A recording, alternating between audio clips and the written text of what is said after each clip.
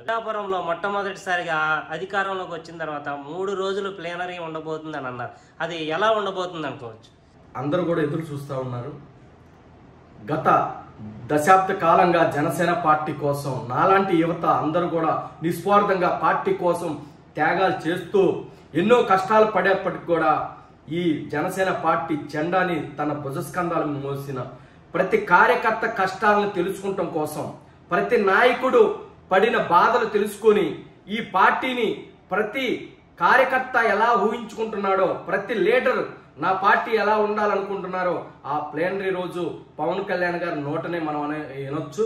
ఎందుకంటే ప్లేనరీ 3 రోజులు అంటే మన పార్టీ ఎంత బలోపేతం అవుతుందో ఒకసారి ఆలోచించండి. ఈరోజు చూస్తా ఉన్నాం, మన జనసేన పార్టీలో జాయిన్ అవడానికి మరి వైసీపీ నుంచి పెద్ద ఎత్తున రావడానికి సిద్ధంగా ఉన్నారు. కానీ వచ్చిన ప్రతి వ్యక్తిని చేర్చుకోకుండా ఇలువలతో కూడిన రాజకీయం చేయాలని ఒక మంచి ఆలోచనతో పవన్ కళ్యాణ్ గారు ఎవరైతే నాయకత్వ లక్షణాలుండి ప్రజల కోసం పోరాడతారో, పార్టీలు ఏదైనా మతాలు కులాలు ఏదైనప్పటికీ కూడా జనసేన పార్టీలో ఆహ్వానించటం వాళ్ళకి పెద్ద ఎత్తున మేము స్వాగతం పలుకుతున్నాం. జనసేన పార్టీల తరపున రానున్న రోజుల్లో పార్టీలో చేరటానికి చాలా పెద్ద ఎత్తున రావటానికి నాయకులందరూ కూడా రెడీగా ఉన్నారు. సార్, అలాగే పార్టీ కష్టకాలంలో ఉన్నప్పటి నుంచి మీరు పార్టీకి తోడుగా ఉన్నారు. మీలాంటి వాళ్ళకి పదవులు రాలేదని మీ అభిమానులు కావచ్చు, అలాగే జనసేన పార్టీ నుంచి కొంతమంది అభిమానులు కానీ ఫీల్ అవుతున్నారు. నాకైతే అలాంటి ఫీలింగ్ ఏం లేదు. నాకు కళ్యాణ్ గారి మనసులో స్థానమే పెద్ద పదవి. నేను గత 10 సంవత్సరాలుగా పార్టీ పనిచేశానంటే అది కేవలం జనసేన పార్టీ పవన్ కళ్యాణ్ గారి వల్లే. ఇంత పేరు ఇంత ఆదరణ వచ్చిందంటే, ఈరోజు అమిశెట్టి వాసు అంటే రాష్ట్రంలో ఎంతమందికి తెలిసామంటే అది కేవలం జనసేన పార్టీ పవన్ కళ్యాణ్ గారి ఆశీస్సులు ఉండబట్టే. నాకు ఈ పదవి కన్నా పవన్ కళ్యాణ్ గారి ఆశీస్సులే ఎక్కువ. పదవి అనేది 2 సంవత్సరాలకో 3 సంవత్సరాలకో మారిపోతుంది.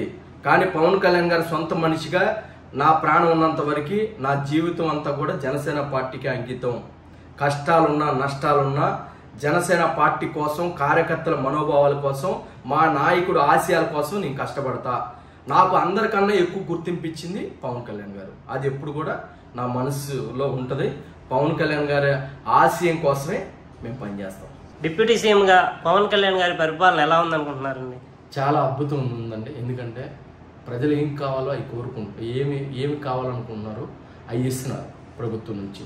పవన్ కళ్యాణ్ గారు 9 నెలలు అయినప్పటికీ కూడా ఎక్కడ అవినీతి లేకుండా ట్రాన్స్ఫర్స్ విషయంలో కానీ, అనేకమైన ప్రాజెక్టులు తేవటంలో కానీ, అనేకమైన ప్రాజెక్టులు తేవటం, ప్రభుత్వాన్ని నడిపించే విధానం కానీ ఆయన దృష్టి పెట్టి ప్రభుత్వాన్ని ప్రజల్ని వేకం చేసి ఎక్కడ పంచాయతీలు పట్టించుకునే పరిస్థితి లేదు.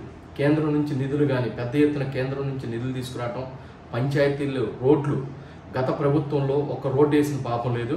మరి ప్రభుత్వం రాగానే ముందు పంచాయతీలకి సంబంధించిన రోడ్లన్నీ కూడా సీసీ రోడ్లు వేయటం అనేది చాలా అద్భుతంగా ఉంది. పరిపాలన చాలా గొప్పగా ఉంది. ప్రజలకి ఏమి అవసరమో అదే చేస్తా ఉన్నారు. ఒక్క మాటలో పవన్ కళ్యాణ్ గారి గురించి చెప్పాలంటే ఏం చెప్తారండి? ఆయన మాట ఒక్క మాటలో చెప్పే అంత కాదండి. ఎందుకంటే ఆయన గొప్ప వ్యక్తి. ఆయన మాట ఇచ్చారంటే మడమ తిప్పడు.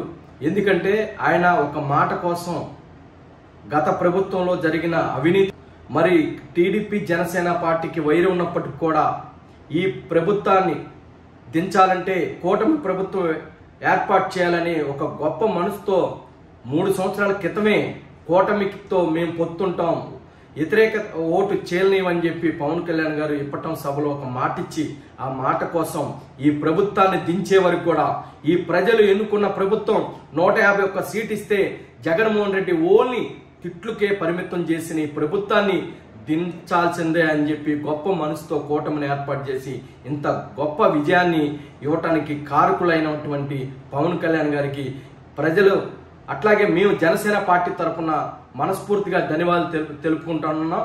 మా నాయకుడు చెప్పిన మాట, ప్రతి మాట మీద కూడా ఎక్కడైనా ప్రభుత్వం తరపు నుంచి తప్పు జరిగినప్పటికి కూడా తప్పు ఒప్పుకొని పెద్ద మనసుతో క్షమాపణ కూడా కోరుకునే వ్యక్తి. మరి ఇలాంటి రాజకీయ నాయకుడు కావాలని ఈ తరం యువత అయితే ఎదురు చూస్తూ ఉంది. వైఎస్ జగన్మోహన్ రెడ్డి కార్యకర్తలతో సమావేశం అయ్యారు. అందులో జగన్ రెడ్డి వైఎస్ఆర్సీపీ 2.0 అని చెప్తూ రేపు రాబోయే ఎలక్షన్లో మన వైఎస్ఆర్సీపీ అధికారంలోకి వస్తుంది, 30 సంవత్సరాలు మనదే. గతంలో ఈ మాటలు మాట్లాడే 151 సీట్ నుంచి 11 సీట్లకు పరిమితమైన పోయిన జగన్మోహన్ రెడ్డికి ఇంకా సంస్కారం కానీ ఇంకా ఇంగిత జ్ఞానం రాలేదంటే మనం ఏ విధంగా మనం అర్థం చేసుకోవచ్చు ప్రజలందరూ కూడా చూస్తూ ఉన్నారు. ఎందుకంటే ఈ ప్రభుత్వం అనేది కానీ ఈ అధికారం అనేది ఏ పార్టీ కూడా శాశ్వతం కాదు. ఎప్పుడైతే ప్రజలకు మంచి చేస్తామో, ప్రజలకు మనం ఉపయోగపడతామో, ప్రజలు మనల్ని వాళ్ళ గుండెల్లో పెట్టుకుంటారు, అధికారాన్ని కట్టబెడతారు.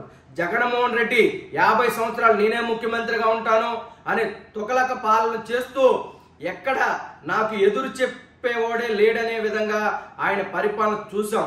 మన రాజధాని లేకుండా చేశాడు. మన రాష్ట్రంలో కొత్త కంపెనీలు రాకుండా వచ్చిన కంపెనీలు కూడా పక్క రాష్ట్రానికి వెళ్ళిపోయేటట్టు చేసిన జగన్మోహన్ రెడ్డి ఆయన రాక్షస పాలనని వద్దనుకొని ప్రజలు కూడా బుద్ధి చెప్పారు. అయినా కానీ మొన్న మేము ప్రెస్ మీట్ చూస్తూ ఉంటే చాలా దారుణంగా ఉంది ఆయన మాట తీరు. అయ్యా ఇంకొక 10 సంవత్సరాలు ఈ జగన్మోహన్ రెడ్డి వద్దనే విధంగా ప్రెస్ మీట్ పెట్టే విధానం, దాంట్లో మాట్లాడే విధానం, నీతి నిజాయితీ గురించి జగన్మోహన్ రెడ్డి మాట్లాడుతూ ఉన్నాడు. ఎక్కడుంది నీతి?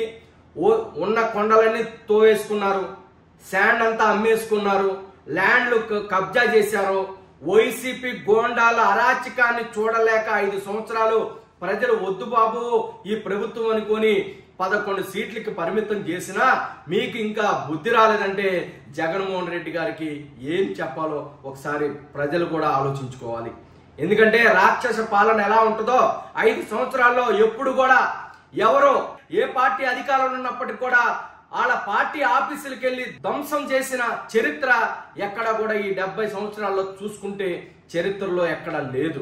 పార్టీల ఆఫీసులు ధ్వంసం చేయటం, అట్లాగే నాయకుల ఇళ్ళకెళ్ళి భయభ్రాంతులకు గురి చేసి దాడులు చేయటం, అట్లాగే నాయకుల భార్యలను బిడ్డల్ని అవమానించటం, నీచంగా తిట్టించటం అనేది ఈ జగన్మోహన్ రెడ్డి గారి పాలనలో చూసాం.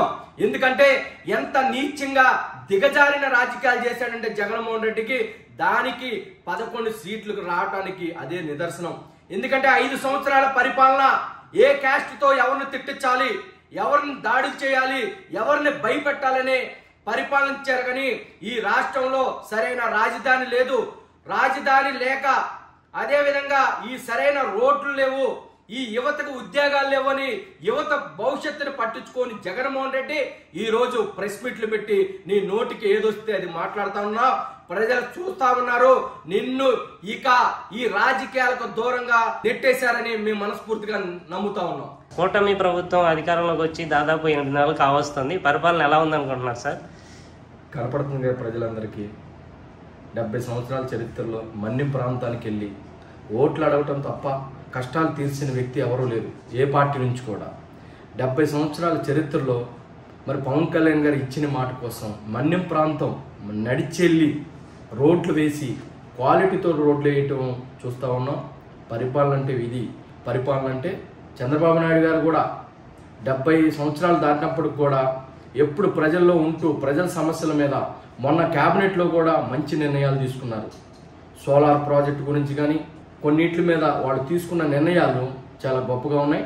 అట్లాగే పవన్ కళ్యాణ్ గారు అయితే ఎప్పుడు అధికారం రాగానే ప్రజలకు ఇచ్చిన మాట మీద ఎప్పుడు ప్రజల్లో ఉంటూ ప్రజల సమస్యలు తెలుసుకొని పంచాయతీలు కానీ అటవీ శాఖ కానీ ఆయనకి ఇచ్చిన శాఖలన్నీ వీటిలో కూడా కొత్తగా గత ప్రభుత్వంలో ఎప్పుడు చేయని విధంగా ఆయన చేస్తూ ఉన్నారు.